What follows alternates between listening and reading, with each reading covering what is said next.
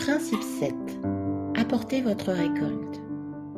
Cette semaine, nous allons continuer à étudier ce qui bloque les bénédictions que Dieu a pour vous.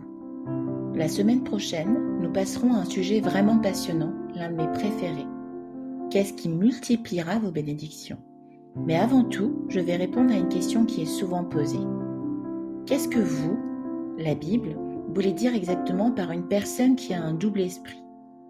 Est-ce douter de Dieu, douter qu'il restaurera notre mariage ? Non pas qu'il ne puisse pas, juste qu'il ne le fera pas pour une raison quelconque. Enfin, y a-t-il eu un moment où vous, Erin, avez pensé que votre mariage ne serait pas restauré ? C'est une bonne question parce que j'ai entendu de nombreux chrétiens réduire l'esprit double à simplement douter. Il y a certainement une corrélation entre les deux, mais je crois que le doute est le résultat de l'esprit double. Mais les deux n'ont pas la même signification. L'esprit double est défini dans le dictionnaire Webster de Noah 1928 comme le fait d'avoir différents états d'esprit à différents moments. Irrésolu, chancelant, instable, indéterminé. De ce fait, il apparaît que l'esprit double est le fait d'avoir des états d'esprit différents à des moments différents. Généralement, mais pas toujours, cela arrive lorsque l'ennemi attaque. Être instable peut effectivement se produire à tout moment lorsqu'on ne croit pas à la restauration. Il y a quelques semaines, je vous ai encouragé à chercher Dieu pour savoir si sa volonté était de restaurer votre mariage. Si vous l'avez fait, alors vous pouvez en avoir l'assurance et ne plus être déstabilisé ou instable dans toutes vos voies. Et toute personne assurée que le Seigneur a le désir de restaurer son mariage sera déterminée, plutôt qu'indéterminée, à finir la course. Pour répondre à la seconde partie de la question, jusqu'à ce qu'il le restaure, je n'étais pas sûre que mon mariage serait restauré. Mais cela est dû au fait que peu de temps après avoir commencé mon voyage de restauration, mon objectif avait changé. Je suis passée de vouloir la restauration pour mon mariage à vouloir plus de lui.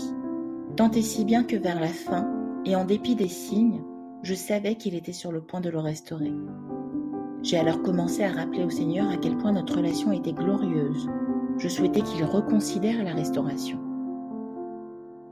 Malheureusement, beaucoup trop de femmes demandent à Dieu si c'est son plan et ne parviennent pas à l'écrire sur le montant des portes de leur cœur. De sorte que lorsque l'ennemi frappe un bon coup, semblant rendre la restauration sans espoir à cause des circonstances, elles se demandent à nouveau si c'est la volonté de Dieu. Ce sont ça, les esprits doubles, dont il est dit qu'ils ne devraient rien attendre de Dieu. Ce qui vous empêchera d'être abattu, c'est simplement de tourner vos yeux, votre cœur et votre focus de votre restauration avec votre mari terrestre vers votre mari céleste, comme je l'ai fait quand j'ai connu son amour si abondant. Ce n'est pas seulement pour votre bien, mais pour le bien des femmes autour de vous qui croient qu'elles ont besoin d'un homme pour les rendre heureuses, les combler et les aimer. Ce n'est que lorsque vous obtenez l'amour pur, l'amour qui ne peut être trouvé qu'en lui, qu'alors vous et ces femmes ne serez plus vulnérables au chagrin du rejet. Cela ne se produit pas immédiatement, mais ça vient souvent lorsque nous sommes rejetés encore et toujours. Comme je l'ai partagé dans mon propre témoignage de mariage restauré. L'ennemi avait été capable de me frapper au plus bas lorsqu'il m'avait convaincu que j'avais reçu ma restauration à Noël, mais qu'elle ne devait être que pour ces quelques jours. Cependant, comme je l'ai souvent partagé, ce sont les femmes du ministère qui étaient là pour me porter. Elles me portaient sur une civière jusqu'aux pieds de Jésus, où il m'a guérie et restaurée à lui-même. Je suis alors devenue complète et entière à lui et pour lui. Donc, si vous ne l'avez pas encore fait, mettez-vous à part avec Dieu pour savoir s'il veut restaurer votre mariage ou non. Vous voudrez peut-être exposer une toison. Lisez par exemple Juges 6, 36, 40. J'ai toujours exposé ma toison 2 fois, puisque c'est ce qu'a fait Gédéon. Il suffit de demander à Dieu de vous montrer ce qu'est sa volonté. Une fois qu'il le fait, fixez cette révélation dans votre esprit en l'écrivant et en l'enregistrant. Souvenez-vous aussi que votre mariage sera restauré au moment désiré par Dieu.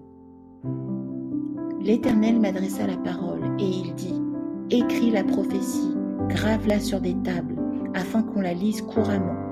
Car c'est une prophétie dont le temps est déjà fixé, elle marche vers son terme et elle ne mentira pas. Si elle tarde, attends-la, car elle s'accomplira certainement. Habakkuk 2, 2 à 3.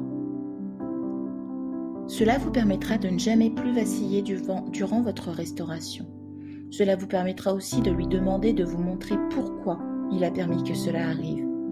Beaucoup de celles qui ont demandé ont reçu du Seigneur que cette épreuve était pour aider à encourager les autres. Peut-être même être formé au ministère, qui, soit dit en passant, est gratuit et facile à faire à partir de la maison lorsque vous postulez sur le RMIOU. L'ennemi, cependant, viendra presque immédiatement comme un voleur, voler les promesses en vous et peut-être même vous convaincre que ce n'est pas le moment d'aider les autres.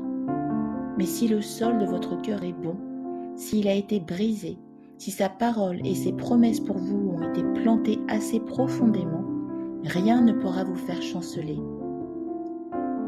Les larmes que vous verserez devant lui, les larmes de joie, une fois que vous aurez fait l'expérience de son amour, arroseront sa parole et feront naître votre moisson, la restauration en temps voulu.